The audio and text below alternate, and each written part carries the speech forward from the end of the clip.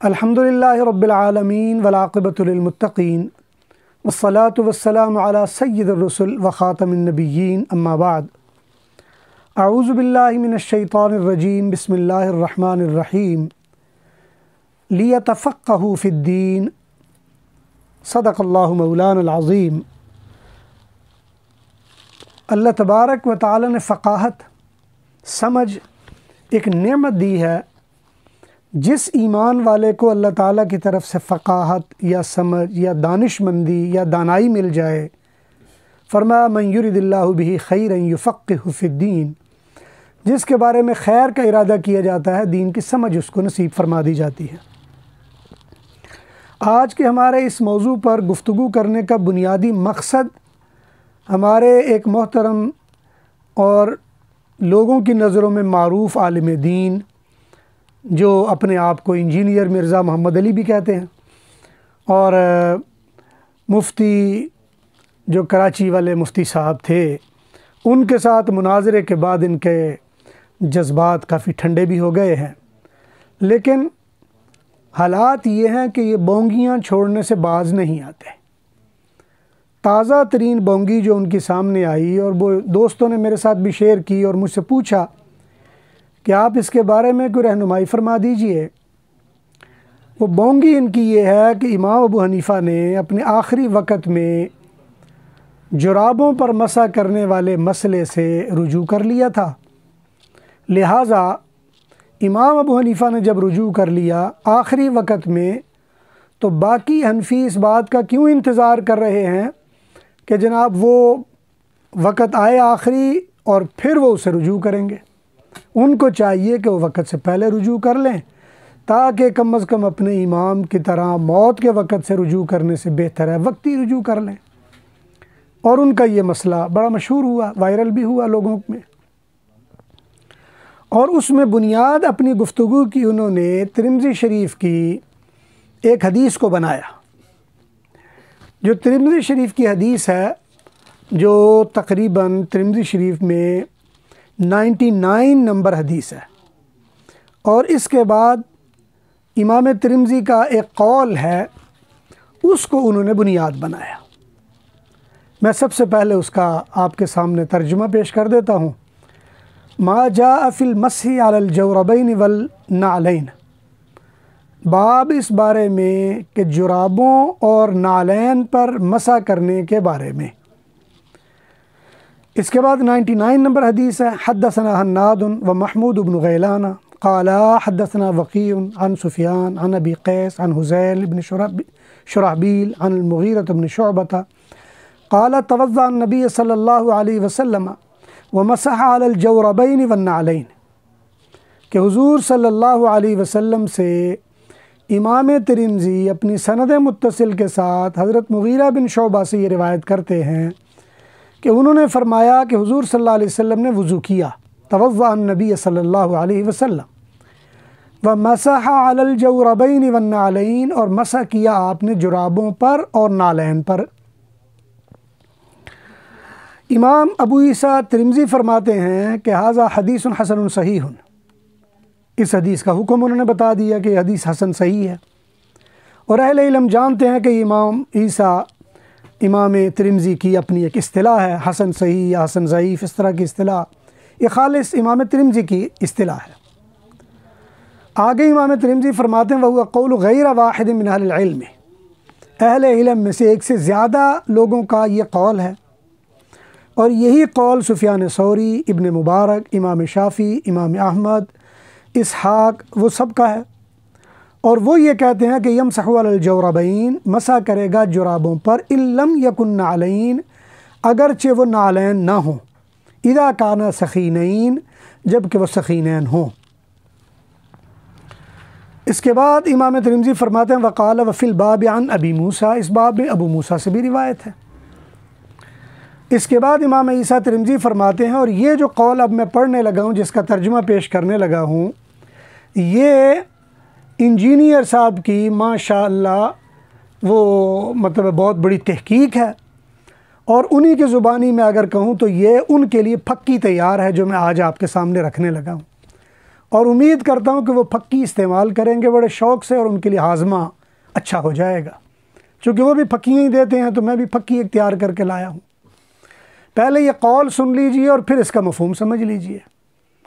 قول یہ ہے، امام ترمذی فرماتے ہیں سمعت صالح ابن محمد الترمذی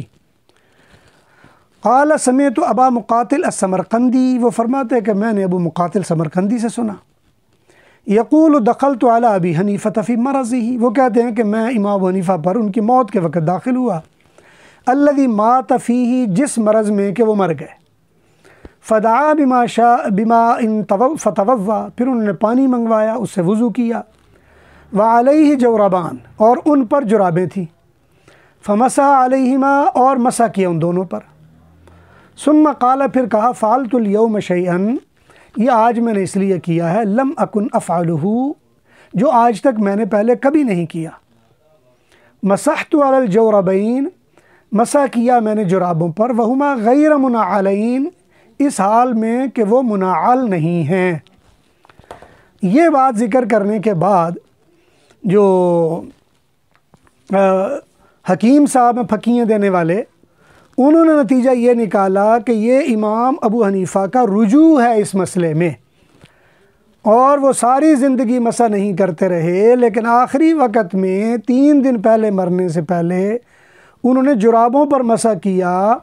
اور یہ کہا کہ جناب میں نے یہ کام کر لیا ہے، لہٰذا امام ابو حنیفہ نے یہ رجوع کر لیا ہے، اور احناف کو بھی چاہیے وہ اس پہ رجوع کر لیں۔ اگر کوئی دیکھنا چاہے تو یہ عبارت ہے، یہ تھوڑی سی میں نے رکھ دی ہے سامنے، اور یہ ویسے بھی اگر ترمذی میرے پاس اس وقت دارالفکر بیروت کی ہے، اور اس کا صفحہ 44 ہے،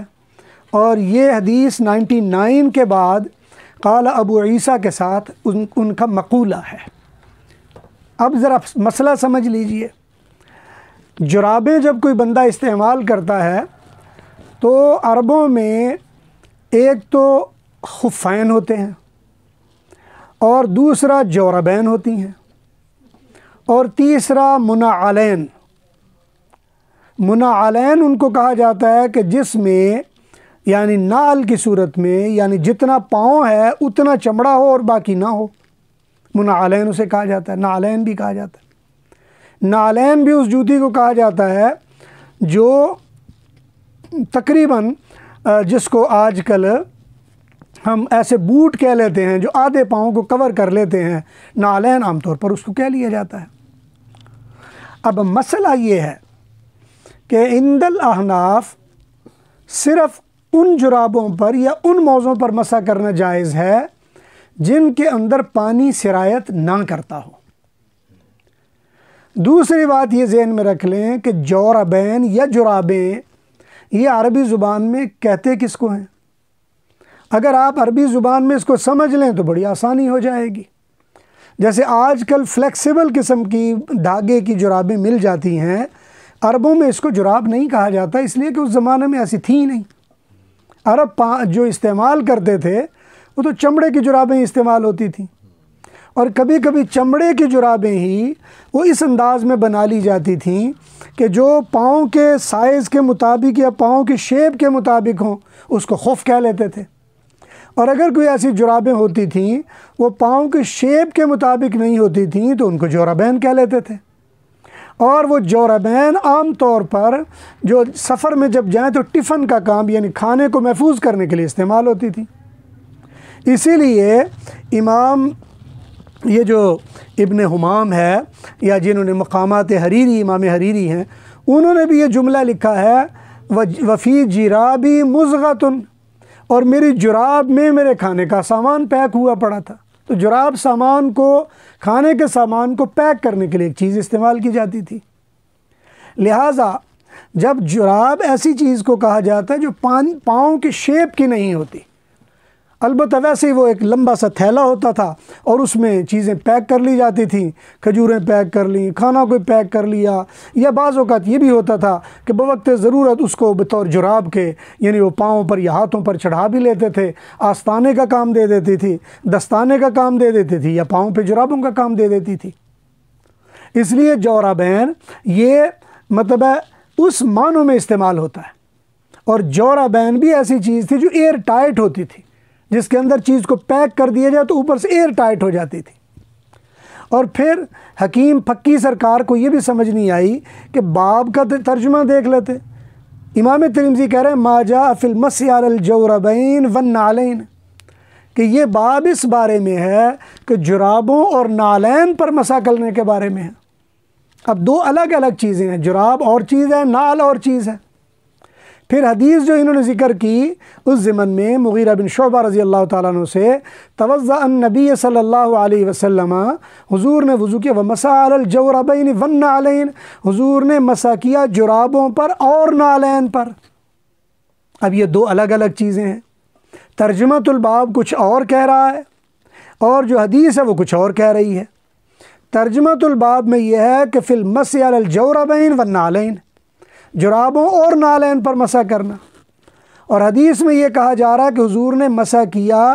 علی الجوربین والنعلین، جرابوں پر بھی اور نالین پر بھی۔ اس کا مطلب ہے حضور صلی اللہ علیہ وسلم نے ایسی جرابیں بھی پہنی ہوئی تھیں اور ایسے ہی نالین بھی پہنے ہوئے تھے جو گویا کہ ایک ہی وقت میں دو پاؤں میں دونوں چیزیں ڈالی ہوئی تھیں، کیونکہ اگر تو دونوں اکٹھی ڈالی تھیں، مثال کے طور پر جراب ہے اوپر نال ہے، تو اس کا مطلب یہ ہے کہ پھر تو مسح کسی ایک پر ہو جاتا ہے۔ لیکن اگر کوئی بندہ یہ کہتا ہے کہ جرابوں پر بھی مسح کیا، نالین پر بھی مسح کیا، تو اب یہ حکیم صاحب کی ذمہ داری ہے، حکیم پکی سرکار کی، کہ وہ یہ بتا دیں واضح کر کے کہ ترجمۃ الباب کچھ اور ہے، حدیث کچھ اور کہہ رہی ہے، کہ مسح کیا جرابوں پر اور نالین پر بھی۔ یا تو یہ ہونا کہ دونوں ایک وقت میں پہنے ہوئے ہیں تو پھر تو دونوں پر مسح بنتا ہے یا نہیں بنتا، یہ الگ ایک مسئلہ ہے۔ اور نیچے جب امام ترمذی خود اس کی وضاحت کرنے لگے مختلف ائمہ کے اقوال ذکر کر کے، تو کہتے ہیں قالو، یہ مختلف اماموں کا نام لے کے کہتے ہیں یمسح علی الجوربین وان لم یکن نعلین، اور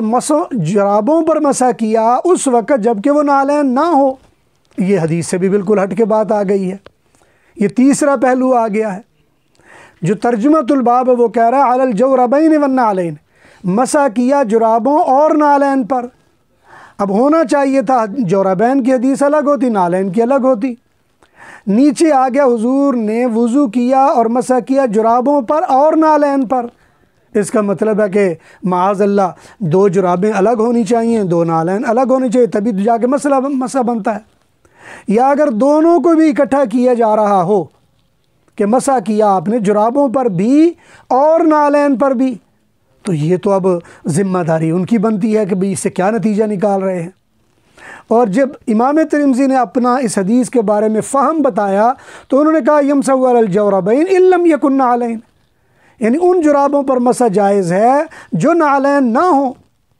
اذا کانا ثقیلین، ہاں جب وہ موٹی ہوں تو پھر جائز ہے۔ تو حدیث میں تو جرابوں اور مسح دونوں اکٹھا کر دیے، جرابوں اور نالین کو، اور جو جو اس کی تشریح لائے امام ترمذی وہ یہ کہہ رہے ہیں کہ جب وہ نالین نہ ہوں، صرف موٹی ہوں تو اس پر مسح جائز ہے۔ اور اس کے بعد جو جہاز حکمت کا انہوں نے چڑھایا وہ اگلا قول ہے جو امام ترمذی سے نقل ہوا، لیکن حقیقت بات یہ ہے کہ یہ جو بیروت والا نسخہ ہے اس میں تو یہ چیز ملتی ہے، لیکن ہمارے ہاں جو رائج نسخہ ہے اس میں یہ میرے پاس نسخہ ہے جو مکتبہ یہاں سے چھپا ہوا ہے اور یہ معروف ہے، اور اسی طرح اس میں ایسی عبارت ہی نہیں ہے۔ اس میں ہرگز ایسی عبارت نہ ہونے کی وجہ یہ نہیں کہ یہاں کسی نے کوئی بددیانتی کی ہوگی، کیونکہ اگر بددیانتی کی گئی ہوتی تو حواشی میں اس مسئلے پر تفصیلی بحث کی گئی ہے۔ لہٰذا یہ نسخوں کا مسئلہ، کسی نسخے میں وہ بات ہے کسی میں نہیں ہے۔ اور دوسری بات یہ کہ امام ترمذی کی طرف اس بات کو منسوب کرنا یہ امام ترمذی کی اپنی ثقافت پر حرف ہے، اس لیے کہ امام ترمذی صالح بن محمد ترمذی سے جو بات نقل کر رہے ہیں اور انہوں نے ابو مقاتل سمرقندی سے جو بات نقل کی ہے، تو ابو مقاتل سمرقندی کی استنادی حیثیت کو دیکھ لیا جائے۔ ویسے تو فقہ حنفی میں کوئی بھی بڑا محدث یا فقیہ ایسا نہیں جس پر تنقید نہ کی گئی ہو، ابو مقاتل حفص بن سلیمان السمرقندی اس کو تو نہ جانے کیا کیا کیا محدث کہتے ہیں، ان کے ساتھ تو پتہ نہیں جرا کہ وہ الفاظ جوڑتے ہیں کہ تصور بھی نہیں کیا جا سکتا۔ تو اب سوال یہ پیدا ہوتا ہے کہ امام ترمذی نے اپنے استاد صالح بن محمد الترمذی سے ایک ایسے بندے سے بات نقل کی ہے جس بندے کی استنادی حیثیت خود محدثین کے نظروں میں محل نظر ہے اور خود اس کا اعتبار نہیں کیا جا سکتا۔ ابو مقاتل حفص بن سلیمان السمرقندی سے یہ جو روایت لا رہے ہیں تو سوچنے والی بات ہے کہ کیا لا رہے ہیں۔ اگرچہ یہ الگ مسئلہ ہے کہ حفص بن سلیمان ابو مقاتل اس کا اپنا مقام کیا ہے، یہ الگ مسئلہ ہے، وہ اس وقت میرا موضوع نہیں، لیکن اس وقت موضوع یہ ہے کہ امام ترمذی جس کو دلیل بنا کر لا رہے ہیں اس بندے کی ان کی اپنی نظر میں کیا حیثیت ہے۔ پھر حفص بن سلیمان ابو مقاتل سمرقندی یہ بہت بڑے محدث ہیں، ان کی کوئی اور حدیث بھی انہوں نے نقل کی یا نہیں کی؟ اگر نقل کی ہے تو پوری ترمذی میں کوئی دکھا دیجئے۔ لائے بھی ایسی بات اور وہ بھی ایسے بندے سے جو محدثین کے نظر میں قابل اعتماد ہی نہیں ہے۔ اور پھر وہ بھی بات کیا ہے کہ جی جب میں داخل ہوا امام ابو حنیفہ پر ان کی مرض میں اور انہوں نے پانی منگوایا اور وضو کیا، وعلیہ جوربان، اور اس کے اوپر جرابیں تھیں، وعلیہ یعنی فدعا بماء فتوضا وعلیہ جوربان، اور ان کے اوپر جرابیں تھیں، فمسح علیہما، اور ان دونوں پر انہوں نے مسح کر لیا۔ تو یہاں جرابوں سے مراد ظاہر بات ہے مرض میں کسی نے مشورہ دیا ہوگا کہ خفین نہیں ہے تو کم از کم جرابوں کو اپنے ڈال لیجئے۔ جیسے میں نے بتایا کہ جرابیں لغت میں ان چیزوں کو کہا جاتا ہے جو ایئر ٹائٹ ہو جاتی ہیں لیکن پاؤں کی شیپ کی نہیں ہوتی، اور وہ جرابیں انہوں نے پہنی تھیں اور پہنی ہوئی تھیں اور اس کے اوپر انہوں نے مسح بھی کر لیا۔ ثم قال فعلت اليوم شيئا لم اكن افعله، اور یہ فرمایا کہ میں اس کو اس لیے کر رہا ہوں کہ کبھی میں نے نہیں کیا۔ ومسحت على الجوربين وهما غير منعلين، اور مسح کیا میں نے جرابوں پر جبکہ وہ منعل نہیں تھیں، یعنی جرابوں کے اوپر کوئی اور بھی جرابیں پہنی ہوئی یا نال اس کے اوپر یہ چمڑے کے کوئی اوپر پہنے ہوئے اس طرح نہیں تھیں، لہذا میں نے اس کے اوپر مسح کر لیا۔ تو اس میں پھکی سرکار کو کچھ بھی نہیں ملتا۔ اگر تو اس حدیث اور اس ترجمۃ الباب کو لایا جائے تو یہاں سوائے تضادات کے کوئی چیز نہیں مل رہی۔ امام ترمذی کو اس میں تضادات پیدا ہو رہے ہیں۔ ترجمۃ الباب کچھ اور ہے، حدیث باب کچھ اور ہے، اور اس کی شرح کچھ اور ہے، اور اس کے ضمن میں جب یہ مقولہ لایا جا رہا ہے اس کا مفہوم ہی کچھ اور بن رہا ہے۔ اس لیے میں یہ عرض کر دینا چاہتا ہوں پھکی سرکار کو کہ لوگوں کو گمراہ کرنے کے اور بہت سارے راستے ہوتے ہیں۔ پھر سب سے بڑی بات یہ کہ امام ابو مقاتل حفص بن سلیمان انہی کے ہم عصر امام محمد بن حسن الشیبانی ہیں جو زیادہ وقت امام صاحب کے ساتھ رہے ہیں۔ امام ابو یوسف ہیں یعقوب بن ابراہیم، زیادہ وقت امام صاحب کے ساتھ رہے ہیں۔ حسن بن زیاد ہیں، زیادہ وقت امام صاحب کے ساتھ رہے ہیں۔ کسی اور نے کوئی ایسی بات نقل نہیں کی جو انہوں نے نقل کر دی ہے۔ تو اس لیے امام ترمذی کا یہ جو قول ہے، پہلی بات یہ نسخوں کے لحاظ سے محل نظر ہے۔ کئی نسخے ایسے ہیں جن میں یہ بات ہی نہیں ہے، اور بعض نسخے ایسے ہیں جن میں یہ بات ہے۔ اور اگر اس نسخے کو استنادی لحاظ سے دیکھا جائے تو امام ترمذی کے اپنے اصول کے مطابق یہ قابل قبول نہیں بنتا، اس لیے کہ محدثین نے جتنی جرح ابو مقاتل سمرقندی پر کی ہے اتنی تو شاید کسی وضاح پر بھی نہیں کی جاتی،